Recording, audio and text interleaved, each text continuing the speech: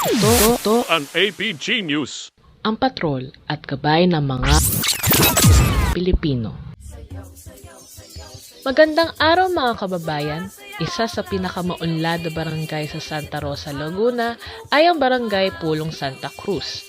Ngayong unang araw ng buwan ng Mayo ay guganatiin na ang Sinagkayan Festival Parade.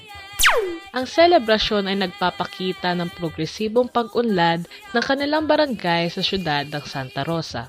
Mula sa Eternal Gardens ng Santa Rosa, iikutin nila ang Barangay Pulong Santa Cruz patungo sa Mercado Village Covered Court. Ang parada ay masusundan ng isang on-stage competition. Papamalas ng mga kalahok ang kahulugan ng kanilang Sinagkayan o Sinag at Kabuhayan Festival at ang kahalagahan nito sa kanilang barangay. Ang magwawagi sa patimpalak ay mag-uuwi ng tumataginting na 80,000 pesos. Ipapakita rin sa kanilang mga sayaw ang diwa ng relihiyon, pananampalataya at kahalagahan ng simbahan sa kanilang barangay. At iyan po ang latest update dito sa Barangay ng Pulong Santa Cruz. Muli, ako si Jeliana Hombre Bueno, ang tagapaghatid ng mga nag-iinit na mga balita dito sa APG News.